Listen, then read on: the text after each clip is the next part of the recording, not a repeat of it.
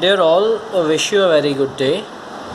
In the previous lecture, we have studied about binary coded decimals, the arithmetic related to the binary coded decimals, 9th complement and 10th complement method for arithmetic of binary coded decimals. Okay, we have seen that there are 6 illegal states related to binary coded decimal. Okay, whenever these 6 illegal states are encountered, then we have to take out some special measures like addition or subtraction of 6 to skip those illegal states. Okay, now this method and those methods that we have studied previously for BCD will come very handy in the next topic, that is related to the XS3 codes. Okay, we will be seeing arithmetic related to XS3 codes in this present lecture, and thereafter we will be looking at a gray code basically. Okay, so let's see XS3 code. Now it is a non-weighted BCD code, and it derives from the name from the fact that each binary code word is corresponding 8421 code word plus 3. Okay, so if you want to make an XS3 code, then we will take the BCD number of that code. So suppose I have a decimal number 2. I have to convert it into XS3. So I will convert 2 into BCD, that will be 0010. Now to convert this BCD into XS3, I will add 3. So it will come out to be 5, and it will become it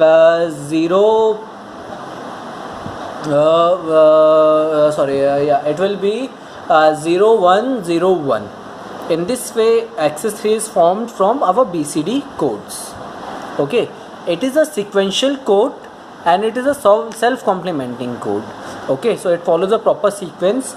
It is a self-complementing code. Okay, however, it is not a form of a weighted code. Okay, so no weights are attached to different terms or different digits in this code. Now there are again 6 invalid digits, because it is also used for representation of numbers only from 0 to 9. However, the 6 illegal states are a bit different. These are 0000, 0001, 0010, then 1101, 1111 and 1111. Okay, we will see what will be the procedure whenever any of these 6 illegal states are encountered. So XS3 addition. Okay, add the XS3 numbers by adding 4-bit group in each column starting from the LSD. So since it is also a 4-bit code, so we will be taking individual 4-bit codes and adding those numbers. Now if there is no carry output from any of the 4-bit group, then subtract 3 from the sum terms of those groups. Okay, so if there this is a special case. If there is no carry from any of the group, then we will have to subtract 3 from that group. Reason being, whenever 2 XS3 numbers are added, because when 2 decimal digits are added in XS3 and there is no carry, the result is in XS6. That is, if we are adding 2 XS3 numbers, then 3 is added because of extra 3 is added because each of the group has an additional 3 in it. So if we will subtract it, then only we will get the proper answer. So otherwise it will become XS6 code. Now if there is a carry out, add say 3 to the sum terms in those groups. Now if there is a carry out from that term, now that group becomes invalid state, and to skip the invalid state, that particular invalid state, 3 is added to that particular group. So it is to be focused on 2 things are very important. If there is no carry, we have to subtract 3. If there is a carry out, then we have to add 3. Okay, if there is any legal term, then also we will be adding 3.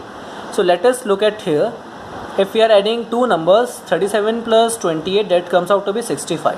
So 3 and 7. Now this is not 3, this is actually 6. So 3 plus 3 is 6. So this is the XS3 for 3.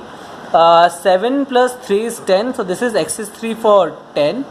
then again 2, access 3 for 2 is 0 1 0 1, access 3 for 8 is 1 0 1 1.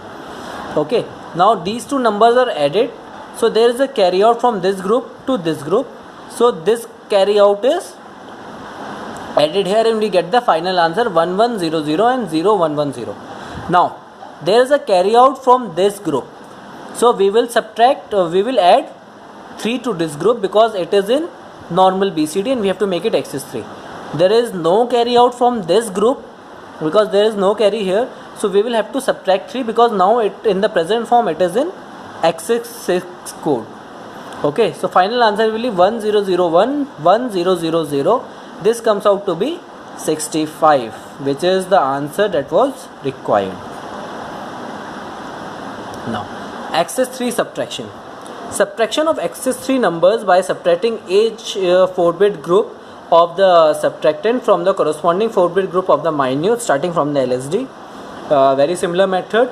Make a group of 4 bit digits and start subtracting from least significant digit and moving on towards the most significant digit. Now the thing that has to be kept in mind is, if there is no borrow from a next 4-bit group, add 3 to the difference terms of such group, because when decimal digits are subtracted from access 3, there is no borrow, the result is in normal binary and we have to convert this into access 3 binary. So if there is no borrow, it becomes normal BCD and we will have to add 3 to that particular term. However, if there is a borrow, subtract 0011 from the difference, because taking a borrow is equivalent to adding 6 to the invalid state and the result is in access 6. A good example of this is as follows. Here 267 minus 175 has been done.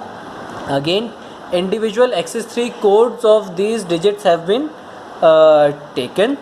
2 is 0101, 6 is 1001, 7 is 1010, 1 is 0110, 7 1010, 5 is 1000. Now we will subtract them and we'll get this answer as shown in this line. Now see, if there is no borrow, then we add 6. Now there is a borrow case here because both were the same digits and this digit is bigger than this, so borrow has been taken from here to here, so we are subtracting 3. And now in this case there was no borrow from this group, it has not taken any borrow, so we will be adding 3. When we do this calculation, then only we get 0011, 1100, 0101, which comes out to be 092, okay, in the proper form, and this is the correct answer. Without these two adjustments, the answer will never come correct, and these two things have to be kept in mind while performing addition or subtraction in access 3 codes. Then comes the gray code. Gray code is a reflective code. It is one of the most important codes. We are going to see more of gray codes when we will be doing Boolean algebra, and its relation will be with respect to our Carnot map or K map. Okay, very simple code, very simple method of calculation. Let us look at this. Okay, it is a non-weighted code and is not suitable for arithmetic operation. So straight away this code is not made for arithmetic operation. Basically it is used for information interchange. It is not a BCD code, so it has no relation with binary coded decimals. It is a cyclic code because successive words in this code differ in 1-bit position only. That is a unit distance code. It is also a reflective code. Okay, these are properties of gray code. Now let us see how to convert a binary number into gray code. The conversion procedure is done through XOR operation, or you can say addition without carry, that is same as the XOR operation, and the process is as follow. Okay, let us first look at the procedure, then we will implement it with the help of an example that will be much more easier to understand. Record the MSB of binary as the MSB of gray code.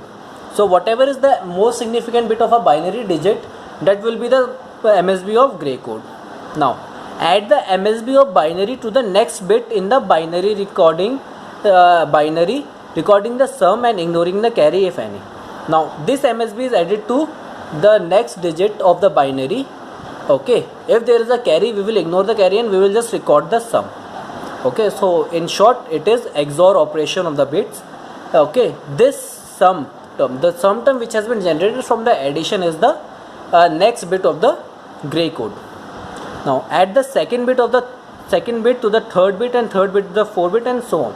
So in this way, successive digits which have been formed of the gray code are added to the next and next bits, and this way sum is recorded to form the complete term. Record the successive sums as the successive bits of the gray code until all the bits of the binary number are exhausted. Another way to convert the binary to its gray code is to XOR the bits of the binary number with those binary number shifted one position to the right. We just shift the whole number to one position right and XOR those digits. So we will again get our gray code. The LSB shifted number is discarded, and MSB of the gray code bit is same as that of the binary. So if it is a 4-bit binary, then the answer will be 4-bit gray code only. Its bit cannot be increased. Example, we have a number 1001 and we have to convert it into gray code. So let us see. 1001, this is 1001. We have shifted this number here. Okay, there is nothing here, and this is extra digit which will be discarded. So MSB will be same. So this is our binary MSB, this becomes our gray code MSB, same. Then we will XOR 0 and 1, we will get 1, 0 0 we will get 0, 1 0 we will get 1. So this is our gray code for this number 1001. Okay, second method was, this is my MSB, this is my complete number, I will record it as such 1. Now this one will come here. Okay, and I will this one will be here. Now this digit will come here and I will XOR it with the next digit. So 1 and 0 is 1. Now this digit will come here and I will XOR it. 0 plus 0 is 0. Now this digit will come here and I will XOR it. So 1 and 0 is 1. Now this extra digit is removed. Again, it is shifting method only if you will be seeing here. However, the method is as discussed. Okay. Then comes binary to gray conversion. The conversion procedure is MSB of the binary is same as the MSB of the gray code number recorded. So MSB again, since both the cases MSB were same, so MSB will be again same for the binary as that is for the gray code.